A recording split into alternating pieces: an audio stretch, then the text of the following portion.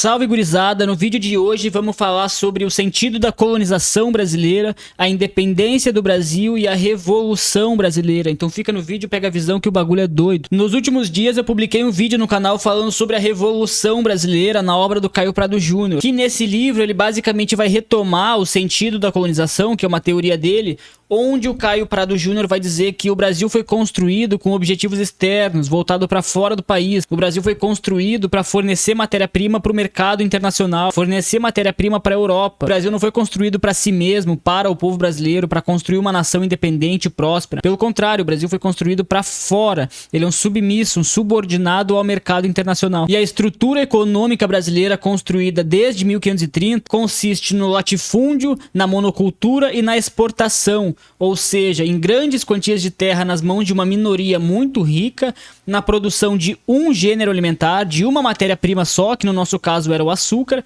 e a exportação em detrimento do mercado interno. Ou seja, a preferência era a produção para vender para fora, era exportar a matéria-prima e não alimentar o mercado interno, não alimentar o povo brasileiro. Então, basicamente, a estrutura da produção brasileira era e ainda é o latifúndio, a monocultura e a exportação. E então o Brasil se organizou por meio dessa estrutura econômica baseada no latifúndio agroexportador, e o Estado brasileiro é construído para defender os interesses dessas elites, para defender os interesses dos donos de escravos, dos donos da terra, da elite econômica brasileira. O Estado ele é construído para atender os interesses dessa classe, para defender os interesses dessa classe, para manter o poder, para manter a exploração, para manter a concentração de riqueza. E é justamente aquela abordagem marxista que a estrutura econômica ela constrói uma superestrutura jurídica e política para manter, proteger e conservar essas relações de produção baseada no latifúndio, na exploração do trabalho escravo e na exportação de matérias-primas para enriquecer essa elite muito rica que era uma minoria da população. Então o Estado e o direito são essa superestrutura jurídica e política feita para manter, proteger e conservar essa ordem econômica. O direito, a política e o militarismo é construído para proteger o latifúndio,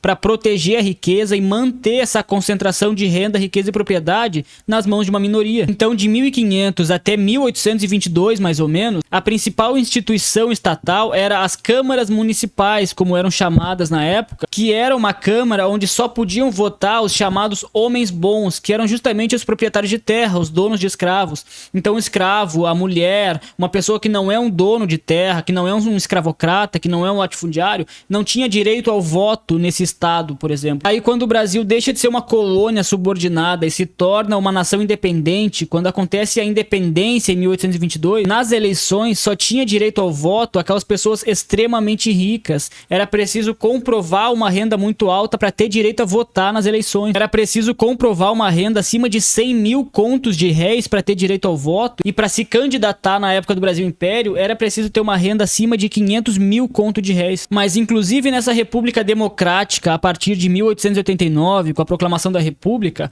o voto nas eleições era um voto aberto e ele era controlado pelas elites. E é um sistema em que os donos da terra, os ricos, as elites empresariais, eles controlavam o voto, controlavam a política, coagiam a população a votar em certos candidatos, e assim a política no Brasil sempre se manteve dominada e controlada pelas elites ligadas à terra, pelos donos de terra, donos de escravos, que sempre controlaram o Estado, controlaram a política e as eleições para proteger e manter os seus privilégios. E inclusive essa primeira república, que vai de 1889 até 1930, com a Revolução do Getúlio Vargas, essa primeira república é chamada de República do Café com Leite, justamente porque eram as elites ligadas ao café de São Paulo e ao leite de Minas Gerais, essas elites proprietárias de terra que comandavam o Brasil. Esses eram os donos do Brasil nessa primeira república. Aí, para tu ter uma noção, Getúlio Vargas chega ao poder por meio de uma revolução, justamente porque a elite da época não iria aceitar que alguém que não fosse subordinado aos seus interesses chegasse ao poder, comandasse a política,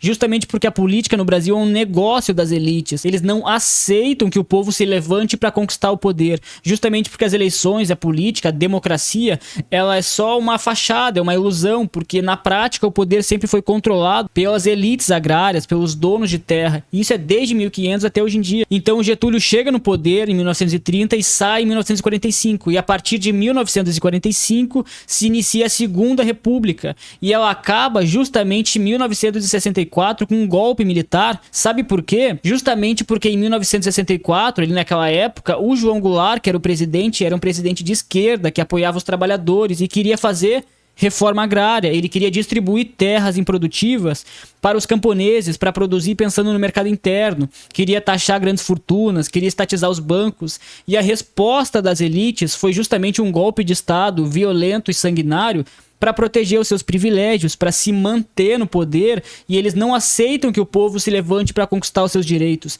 Então é por isso que a ditadura vem como uma resposta das elites empresariais para manter o povo na sua posição subordinada e submissa e manter os privilégios das elites empresariais. Mas então, retomando aqui o fio da meada, o que eu quero dizer é o seguinte: em 1530 o Brasil foi construído para fornecer matéria-prima para a sociedade europeia, e a estrutura econômica do Brasil era baseada no latifúndio, na monocultura e na exportação, ou seja, um latifúndio agroexportador, grandes quantias de terra nas mãos de uma minoria muito rica que produzia para vender e lucrar, e o Brasil foi criando esse abismo entre as classes sociais, em que uma minoria muito rica é detentora de praticamente metade da riqueza do Brasil. Inclusive, 46% das terras agrícolas no Brasil são concentradas nas mãos de uma minoria muito rica. 46% das terras estão nas mãos de 1% dos proprietários. É 1% de pessoas que detêm metade das terras do Brasil inteiro. E é justamente agora que eu quero falar sobre o processo da independência do Brasil, porque a independência do Brasil explica muito a situação do Brasil atual, justamente porque em outras colônias da América, o processo de independência da colônia em relação à metrópole foi um processo violento, sanguinário, geralmente por meio de uma guerra, por meio de enfrentamento armado, em que a colônia se separou de uma forma violenta da metrópole e a partir de então passou a controlar o seu destino, passou a existir para si mesmo, para desenvolver o próprio povo, para ter uma vida melhor para aquela nação e não só para ser uma colônia subordinada para a Europa. Então os Estados Unidos, por exemplo, faz um processo de independência violento, sanguinário, por meio de um combate armado contra a Inglaterra, em que eles reivindicavam independência, autonomia para poder ser um país soberano, sem precisar ser subordinado e submisso contra a Inglaterra. Então os Estados Unidos faz uma guerra violenta e sanguinária, se separa da Inglaterra e anos depois faz uma guerra civil em que o norte industrializado vence o sul, que era escravocrata, e passa a ser um país desenvolvido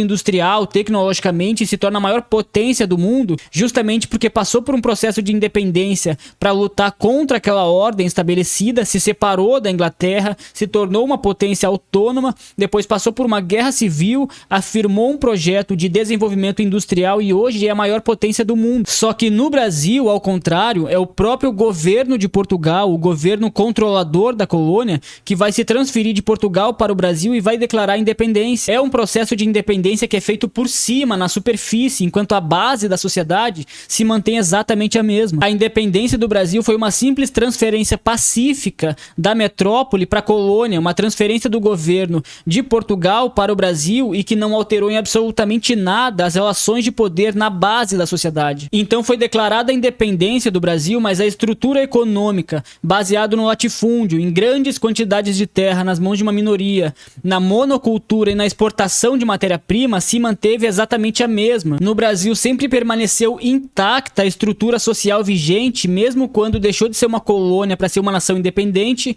e quando deixou de ser um império para ser uma república democrática. Permanece sempre intacta a estrutura econômica vigente. Então o Brasil deixa de ser uma colônia para ser um país independente, deixa de ser um império para se tornar uma república, mas os latifundiários continuam controlando a política, o Estado e as eleições no Brasil desde 1530. E é justamente por isso que a gente precisa da Revolução Brasileira, porque revolução significa justamente isso, é a derrubada de um regime e a luta pela construção de um novo, é um ato de conquista do poder político. É conquistar o poder político que hoje é controlado pelos barões do agronegócio, pelo mercado financeiro, pelos banqueiros. São esse pessoal que detém o poder político e o papel da Revolução Brasileira é a conquista do poder político e a partir de então colocar a economia economia a serviço do povo brasileiro, colocar a renda da terra, a renda da mineração, colocar a renda do trabalho que é socialmente feito em prol do povo brasileiro, construindo trens de alta velocidade, garantindo uma infraestrutura melhor na cidade, resolvendo o problema do transporte público, aumentando o salário, reduzindo jornada de trabalho, fazendo uma reforma tributária para taxar finalmente grandes fortunas,